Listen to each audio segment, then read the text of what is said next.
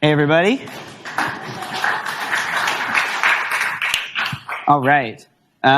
So, my name is Rodrigues. I'm the CEO at Embark, and we make self-driving trucks. Pretty simple. I'm going to start off with a quick video that shows you what we think the future of trucking looks like.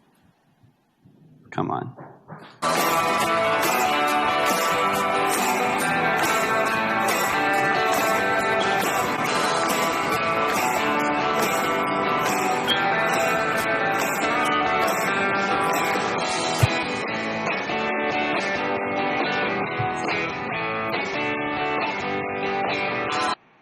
This is life. No, I'm just playing it loud. That's just how it is.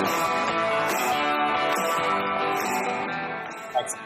All right. Jen's helping here. We all got what we wanted.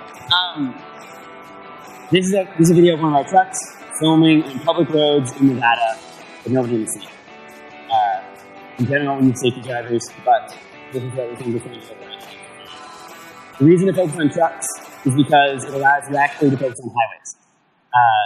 Trucks are multiple percentage points of gross GDP, and the vast majority of everything they do is staying centered in a lane on a highway.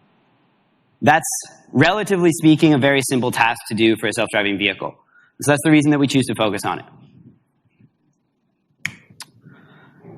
Aside from the fact that that video is really cool, the other thing that I'm most proud of about it is that it was built by 30 engineers.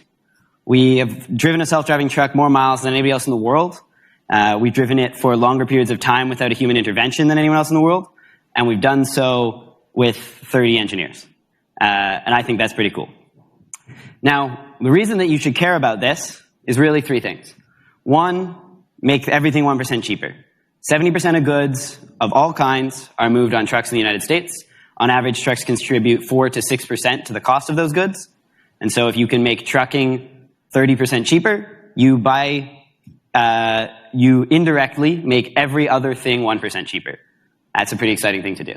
2, 4,000 people a year die in heavy truck crashes, almost all needlessly because of, in over 90% of the situations, some kind of human error. It's hard to stay attentive over tens of hours of driving and keeping a truck centered in an extremely boring two-lane situation. As it happens, that's something that computers are really good at, but humans are terrible at. And finally, to be able to create the jobs for the next generation of truckers. And what that means is that currently we have a gigantic driver shortage because younger generations don't want to go out on the road for weeks at a time. And we can solve that by taking and dividing things up so humans do what they are good at and like to do, which is stay local and drive in cities. And then a driverless system picks up the freight at the edge of the city and takes it across the country to another city using what self-driving is good at, driving in simple, long-distance routes. And the problem I've come to share with you guys today. So this is a problem that was solved by essentially 2 of our engineers in the last little while to allow us to be able to merge onto and off of freeways when we're actually moving freight from one city to another. So it's merge handling. Turns out merge handling is an incredibly hard problem that involves all different pieces of robotic stack, but I'll walk you through it really quickly. First off, you start with a camera, a GPS, and a map, all of which are different sources that you can use to understand your location in the environment and where the lanes are. Then once you've done that and you've fused it together to get a reliable lane model, you can start looking for objects. So you look for your LiDAR, your camera, your radar, perceive objects, fuse that together, associate those objects with the lanes to understand where they're going. Do all of this on a system that's operating in real time using the sensor data as it runs. And then you look at where you expect those vehicles to go.